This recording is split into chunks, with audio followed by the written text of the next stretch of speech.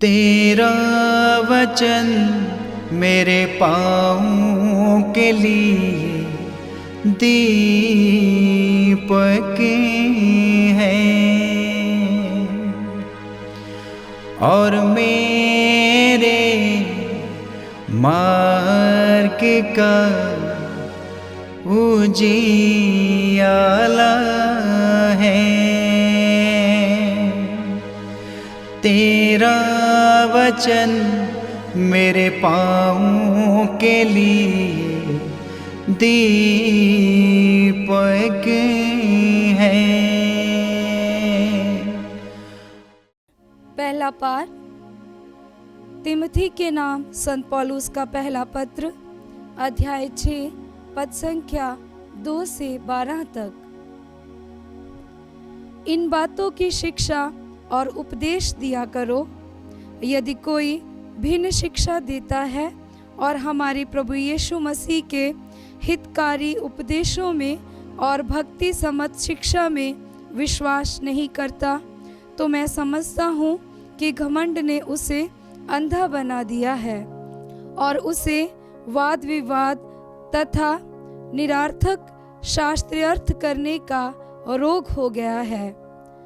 इस प्रकार के विवादों से ईर्ष्या, फूट, परनिंदा, दूसरों पर कुत्सित संदेह और निरंतर झगड़े उत्पन्न होते हैं। ये सब ऐसे लोगों के योग्य हैं जिनका मन विकृत और सत्य से वंचित हो गया है और जो ये समझते हैं कि भक्ति से लाभ मिलना चाहिए। भक्ति से तो बड़ा लाभ होता है, किंतु केवल उसी को जो अपनी धन संपत्ति से संतुष्ट रहता है। हम ना तो इस संसार में कुछ अपने हाथ ले आए और ना यहाँ से कुछ साथ ले जा सकते हैं। यदि हमारे पास भोजन वस्त्र है तो हमें इससे संतुष्ट रहना चाहिए।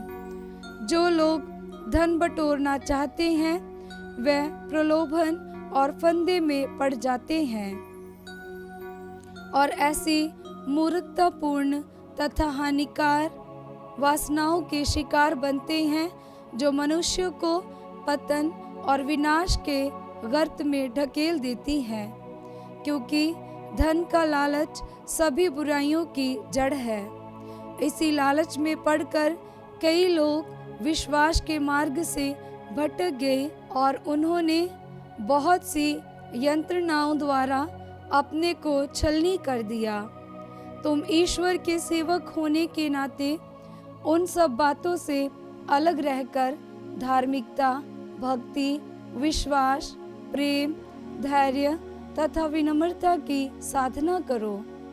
विश्वास के लिए निरंतर संघर्ष करते रहो और उस अनंत जीवन पर अधिकार प्राप्त करो जिसके लिए तुम बुलाए गए हो और जिसके विषय में तुमने बहुत से लोगों के सामने अपने विश्वास का उत्तम साक्ष्य दिया है।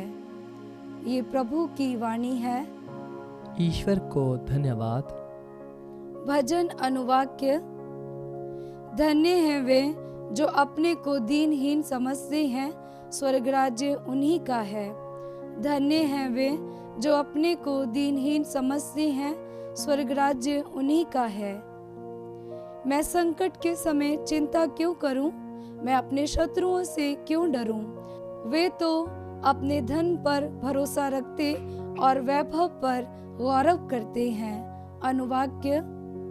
धन्य है वे जो अपने को दीनहीन समझते हैं, स्वर्ग राज्य उन्हीं का है।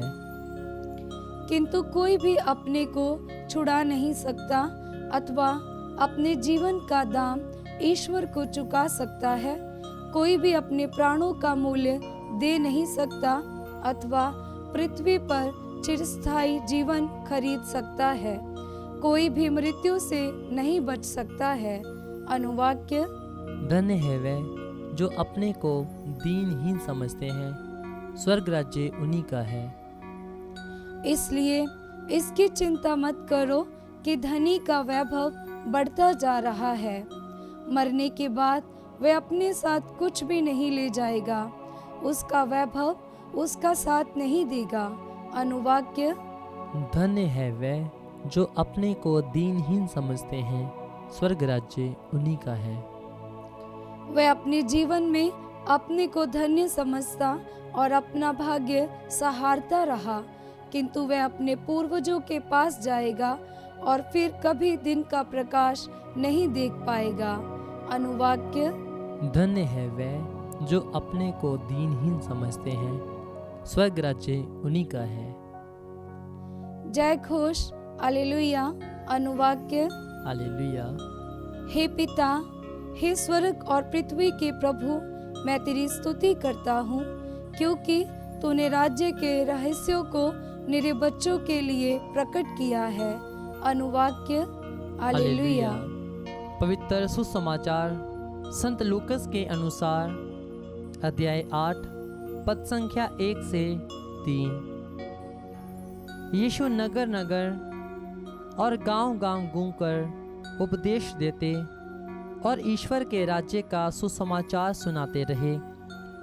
12 प्रेरित उनके साथ थे और कुछ नारियां भी, जो दुष्ट आत्माओं और रोगों से मुक्त की गई थी। मरियम, जिसका उपनाम मगदलेना था और जिससे 7 अपदूत निकले थे। हेरोद के कारिंदा खूसा की पत्नी यूहन्ना, सुसन्ना और अनेक अन्य नारियां भी, जो अपनी संपत्ति से यीशु और उसके शिष्यों का सेवा सत्कार करती थी। ये प्रभु का पवित्र सुसमाचार है। ख्रिस्त की जय।